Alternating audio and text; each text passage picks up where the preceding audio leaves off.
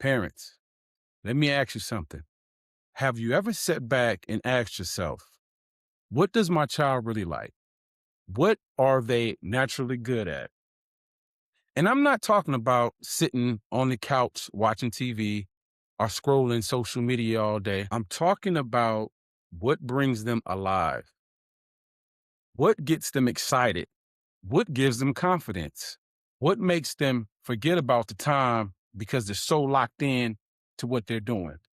Today, we're talking about finding your child's passion, finding their creative space, and understanding how we as parents can help bring that out. Because every child has something inside of them.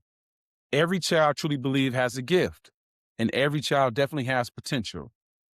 Every child also has something they may love, something they may be naturally gifted at, something that can eventually give them confidence, purpose, um, direction in life.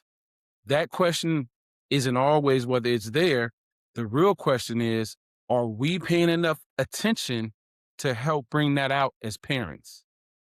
That is what's important because a lot of kids are gifted, but nobody ever slows down long enough to discover what's inside of them. Sometimes we're so busy managing behavior, homework, could be sports, um, schedules of everyday lives, appointments, responsibilities, that we completely miss what our child naturally gravitates towards. And here's another truth. A lot of kids don't know what they love yet, not because they don't have passion, but because they haven't had enough exposure. Some kids aren't uninterested, they're simply unintroduced. Think about it. How can a child discover a passion for coding, music, photography, art?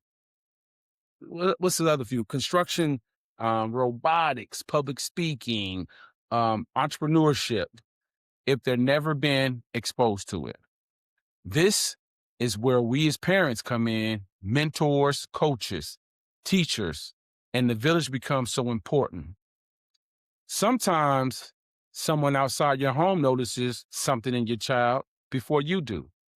Maybe a coach notices leadership, a teacher notices creativity, a mentor notices confidence, another parent notices kindness. That's why the village matters. Now, as parents, we have to do more than tell our kids what to do. We have to observe them, expose them, encourage them, and give them room to grow. Now, here's one of the biggest mistakes we make as parents. Sometimes we push our dream instead of discovering theirs. And I'll be honest, um, I've been guilty of it. As someone who played basketball at the college level, I've always felt my sons had more opportunities, more resources, more coaching than I ever had. I'm gonna be honest, there have been moments where I caught myself living vicariously through them. Not because I wanted to control them, but because I wanted them to experience opportunities I never had. But parenting taught me something.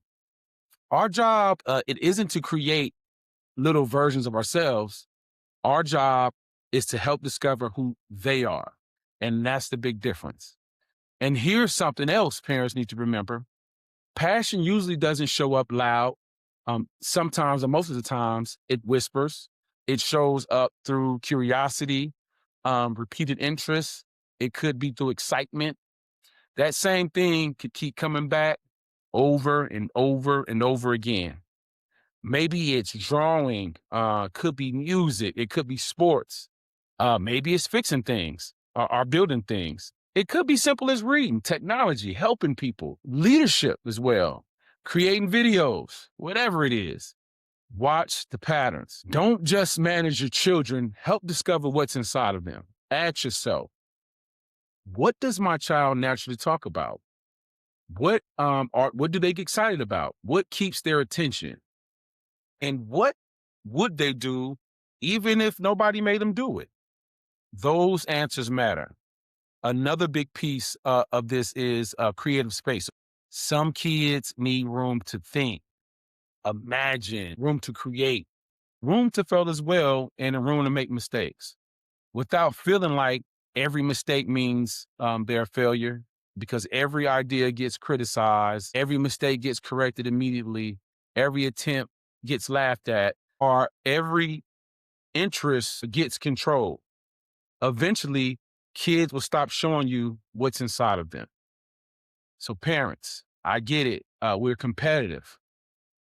I'm competitive. I'm still working on myself, y'all. I ain't gonna even hold you, especially in sports. But one thing I've learned for certain is if you're going to criticize, you also have to encourage. If you're going to correct, you also have to celebrate progress. Kids need both, y'all. That's point blank, period. And that's why creative space matters. Now, don't misunderstand me. Creative space doesn't mean no rules, no expectations, or no discipline. I'm not saying that. It simply means creating an environment where your child feels safe enough to try something new, mess up, learn, and grow from it. Basketball is a perfect example of my household. I never forced my boys to play. I simply just fed their interests. My youngest now, he's now playing above his age level, but he didn't start there. It took some struggle. He failed at times, and he got frustrated. But we worked. I made him work. We worked together. We practiced. We stayed consistent. And today, people see that skill set, but they don't always see the thousands of little moments that built it. And honestly, a big part of his love for basketball game, it definitely came from watching his older brother. That's another reminder for parents. Siblings are always watching each other. Your oldest child is influencing your youngest. That's a fact, whether you realize it or not, which is why it's so important to distribute your love for all kids, your attention, that encouragement. You gotta spread that equally. Finally, parents need to remember this.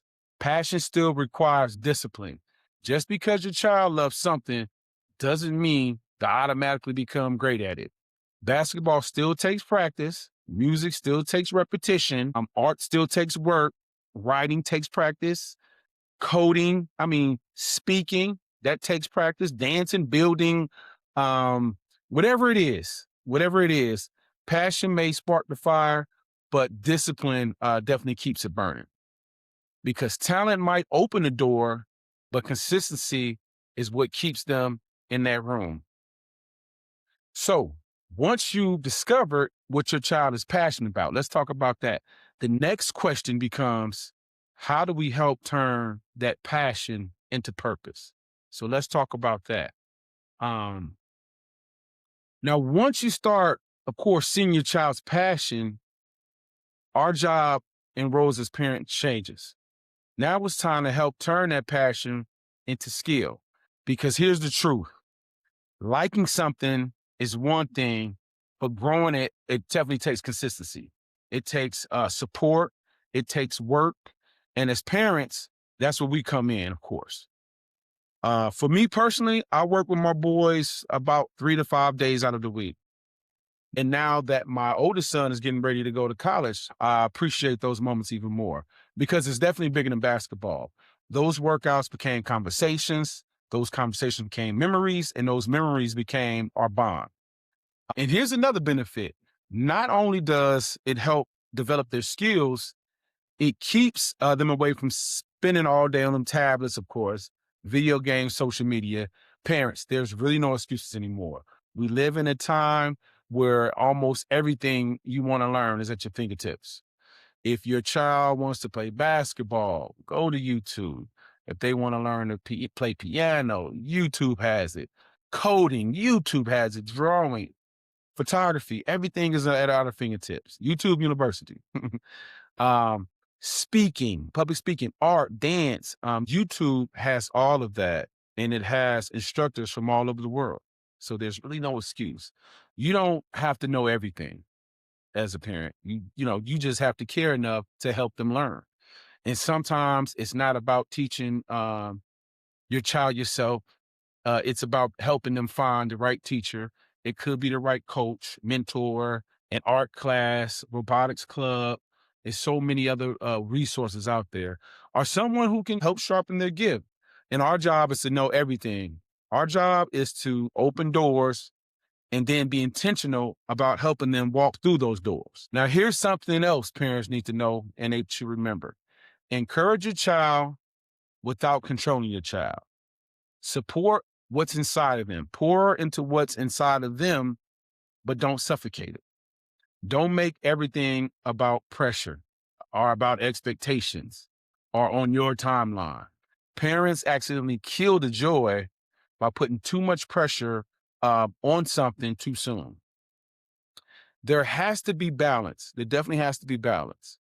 Yes, of course, encourage growth, build discipline, help them improve, but also let them enjoy discovering what they love.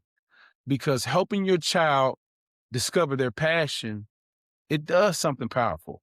It builds confidence when kids discover something they're good at, something they enjoy, and something that they improve at. You can see that their belief and their confidence start to take off, and they start to feel that I have something, I matter, I can become good at this, and that's huge. That's what we want. You know what I mean? That's what we want for our kids, because so many kids are trying to figure out who they are, where they belong, and what they're capable of becoming. Once you discover their passion, feed it. I know I've said that plenty of times on this podcast. Feed it. Expose them to more opportunities. Take them to museums, sporting events, science centers, libraries, concerts.